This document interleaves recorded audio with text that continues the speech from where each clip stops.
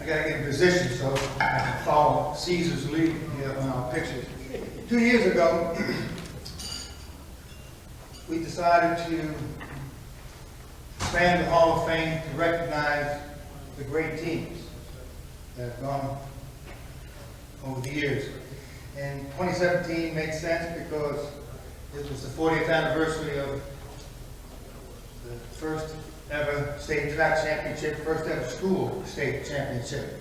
And so we recognized the team in 1977. Last year, we recognized the Metro District Region 1977 football team and the 1978 boys state track team. This year, we upped the ante. We're looking at 50 years, the 50th anniversary of the 1969 football team. But as we're going to have to hold on, guys, because I'm putting you on the back burner. As the committee started working our way through this, we realized that there were some outstanding events that took place over the 60s, and this group is going to have their 50th reunion, and we knew that if we didn't do something to archive some of the great events of the 60s, it may be lost. And we have Miss Jackson from the digital TV program here taking all this, so this is going to be archived, and in about 2 months it'll be on YouTube, and so the history of Oak Ridge will remain and will be there for everyone. But in 1960, as the school opened, you gotta wear glasses right there. This is like our ESPN top 10. 1961, the Oak Ridge Athletic Organization was formed, aka the Dads Club. And 2 years ago, we inducted him into the Hall of Fame. This is the first board. The man in the middle standing is Coach Ollie Byers. By Orange County rules, you had to have an administrator. So as a coach, he was in charge. If you look at the young man there in the lower right-hand corner, your right-hand corner, that's Joe Lombard Sr. Tonight his son will be inducted into the Hall of Fame. 2 years ago, when we inducted this group, one of the original members was here, and he is back tonight. And Mr. Frank Plume Sr., please stand. There we go. You put him inside.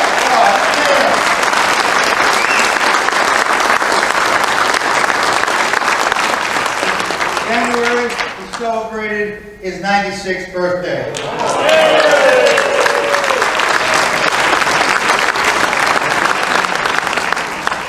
1962. Oh, Caesar, you got to keep up, man. A fundraiser that they started was donkey basketball. Can you imagine Coach Damron with donkeys running around his gymnasium floor? But this is one of the great fundraisers, and they did this up into the late 60s. I saw this one time, I couldn't believe it. That was one of their best fundraisers until, I guess, they ran out of the donkeys. I don't know, but that was what they raised the money. They did a great job. All right, we're going to 62 now, Caesar. Hit the button. We're good. This is the first great pioneer athlete. His name is Frank Ainsworth. 1962, he was the first 1,000-point scorer in Central Florida history. He was all county, he was no Metro back then.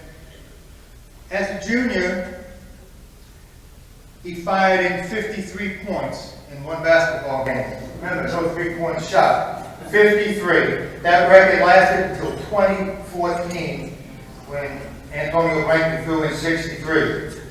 But 53, no 3-point shot. Earl, you couldn't shoot that good. But one of the all-time great athletes inducted into the Hall of Fame. He was our first 1960 grad to be inducted into the Hall of Fame. 1963. Oh, no. Yeah. No, 63. Come on, that's 64. Well, I don't got a 63. You don't have a 63. 1963. A teammate with Frank Ainsworth, the junior, now a senior, was named Charles Sheen. He was also an all-county basketball player. He went 5 straight games where he scored over 30 points. It was all-county, but that's not what it's all about. As a baseball player that year, he threw 3 no-hitters in one season. Since then, Oak Ridge has had 1 in the entire history of the school. 3 in 1 year. Went on to Robin Scholars, was drafted by the St. Louis Cardinals, spent 3 years in their organization. Charles Sheeny was also inducted into the Oak Ridge Athletic Hall of Fame. 1964, 2 things happened. We have golf? No. No golf. Before I get to Coach Dragstead, 1964, Oak Ridge won its first ever Metro Championship. And I'm sure if we took a test here right now, some people would say football, some would say basketball. I know a bunch of guys want to say track, but the first ever Metro Conference Championship for Oak Ridge High School, golf. Tom, there you go, baby. Golf. Coach the team, and the players, we can't find. No pictures. No team pictures in the 1964 yearbook. Unbelievable. But Metro champs. Beautiful picture of the team from 65. But the star of the team was a guy named Greg Fields. Most of those players were military, I don't want to say brats, they were military kids, but their parents were all in the military. But first Metro. In the fall of '64, one of the great hires at Oak Ridge High School was Coach Carl Dragstead. Coming out of the military, 33 years of coaching and teaching. Most of the here at Oak Ridge, last 4 years, Mr. Spoon stole him and took him over to Dr. Phillips so they got an international baccalaureate so they could recruit. But everything happened with Coach Dragstead. The first coach, Metro in Orlando, and for Oak Ridge to win Metro championships in 3 sports: boys swimming, girls cross country, slow pitch, softball. For 20 years, he worked at the Orlando Sentinel as a proofreader. He'd make sure Buckholz's articles were straight. Then they gave him his own column. He used to write for swimming. But a class gentleman, one of the all-time best ever at Oak Ridge High School.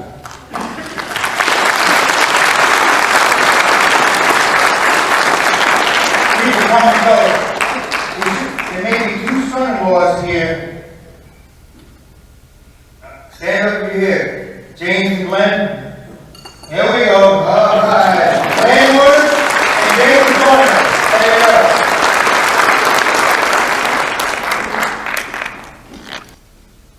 In 1965, Oak Ridge became the first high school to have 2 players all county. A senior by the name of Hank Basson and a junior by the name of Larry Holt, who then went on the next year to become again an all-county ball player. We would ask, we have found Hank Basson lives in the state of Washington. If any of the old timers ever put us on to where Larry Holt is, 2 or 3 addresses in Orlando, he's not there anymore. We would like to find Larry Holt.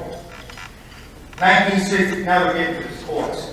1965, Chuck Pitlock, first Oak Ridge athlete to break 50 seconds in the quarter, running 49.5 for 440 yards. That's 49.2 for meters. How good is that? They had the Metro Conference 2 weeks ago. East and West. Nobody in Orlando broke 50 seconds. Wow. They're sending him his all-Metro Conference certificate now. There we go. Chuck Pitlock. 1965, we're staying on the track. Dr. Phil Hicks, inducted last year, first sprint champion at Oak Ridge High School, 10 flat, 100 yards. There I go again. 10.9, 100 meters, 11.24 converted. He's the Metro champ from the East last 2 weeks ago. I mean, Oak Ridge and track, right? Dr. Phil Hicks here tonight, right? There we go. Come on, stand up. There we go.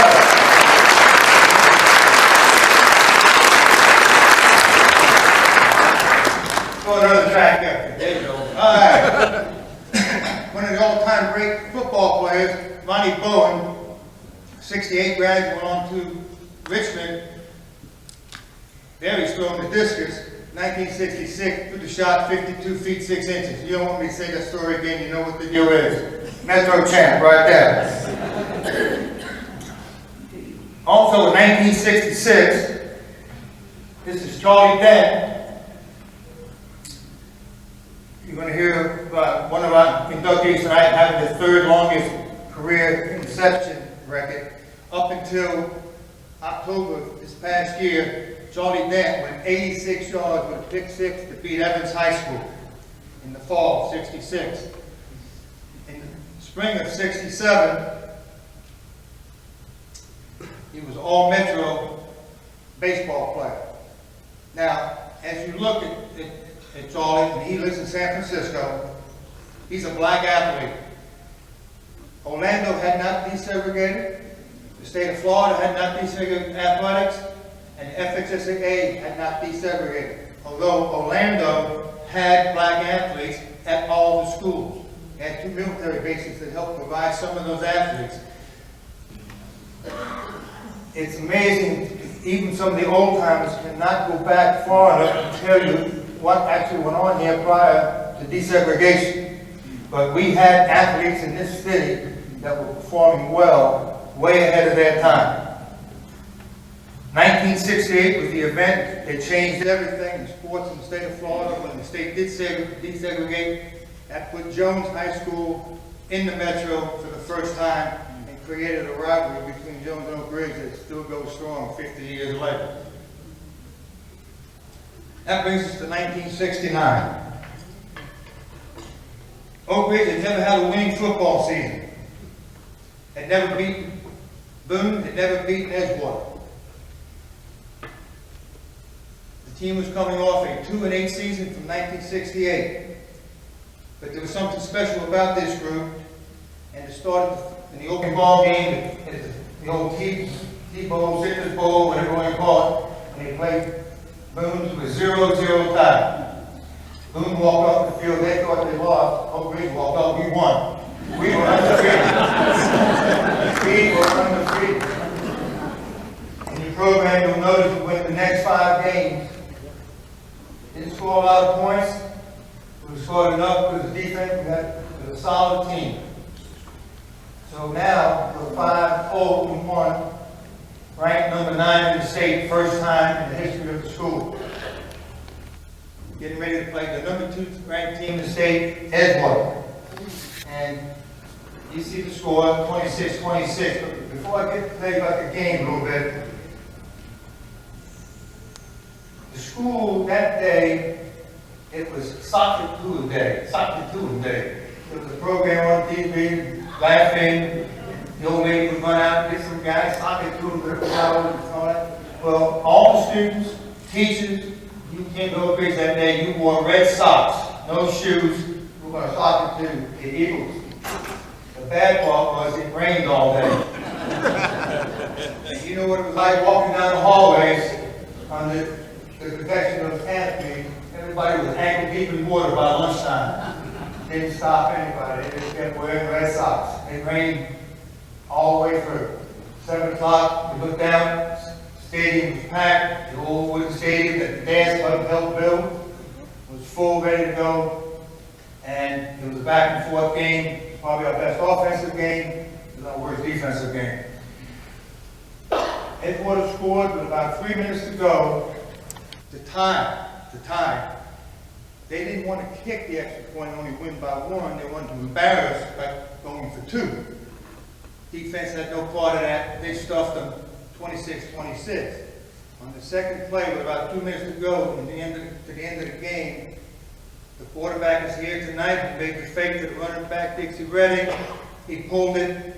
They killed Dixie at the line of scrimmage. Lester Payton is standing in the end zone 65 yards away, and the official did one of these, inadvertent whistle. You believe that, right? Edgewater? Yeah. Well, that game ended at 26. Oak Ridge came back the next week to win again. They go to Daytona, Maryland. If they win, they will become the Metro District Region on the championship round. With 2 minutes to go, just didn't quite muster up. They all went down to Daytona, Maryland, beat Oak Ridge by a point. They invited us to a bowl game. We went, but our bodies went. Our minds never got there. You can see what the score was. But Oak Ridge had turned the corner, because that was the prelude to what was going to start to happen in football, because the juniors and sophomores on that team come back the following year in 1970, and they go 9-1, they win it all. Metro District and on to the state playoff. So our 69 team is here. How important was this to the school? 50 years later, 20 of those players are sitting here tonight. So you know that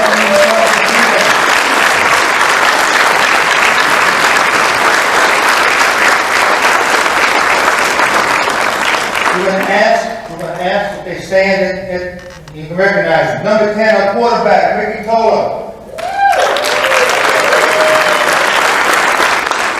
Number 12, backup quarterback, Pat Bozeman.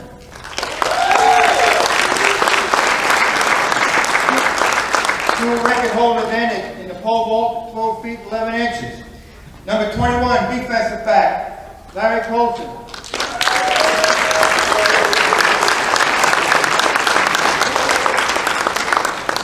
Number 30, all region, all metro, all county, running back, Dixie Redding. Mr. Bus. Number 31, junior running back, Rapid Danner.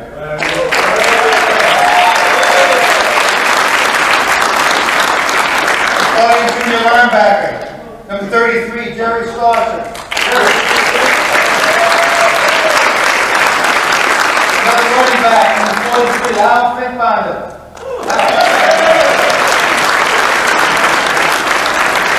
Our starting center, Rick Adams, number 51.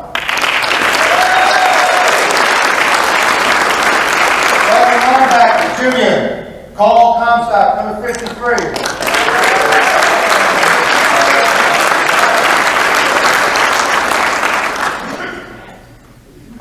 Starting off with Tony Rogers, number 60. We have his brother who's here. Yes, there we go. Offensive defensive lineman, number 64, Barry Morgan.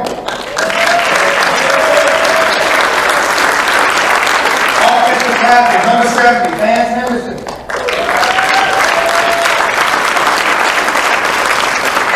Tight end, number 80, Barry O'Neill.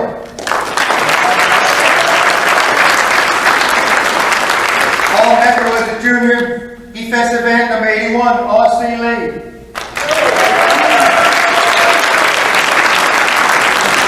All Metro senior tight end, number 85, John Devine.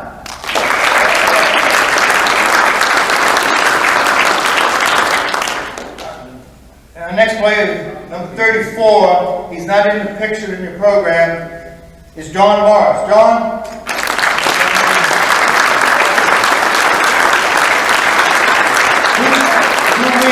2 weeks prior to the start of the season, John was involved in an automobile accident, almost cost him his life. He was unable to participate that year because of his injuries, but when we notified the team and started gathering our information, the team said, make John part of the program. John, we thank you for being here tonight.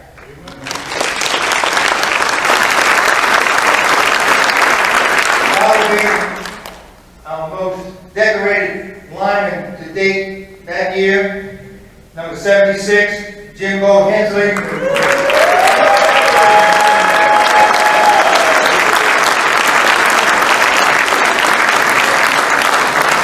Jimbo, all state, all region, all metro, all county, signed, played at FSU.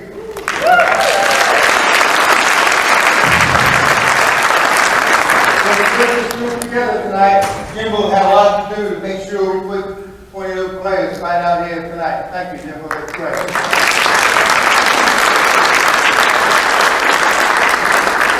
Junior running back, number 23, Les Payton.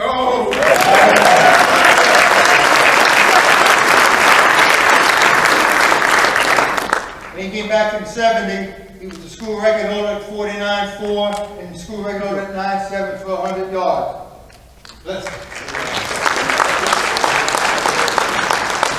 Our last player, number 24, All Metro, Larry Washington.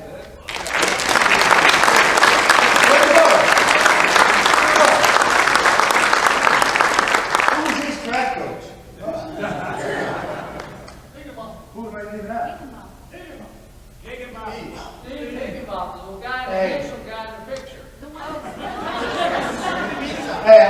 Hey, it's been a long time. Number 73, offensive tackle, Steve Hickenbottom.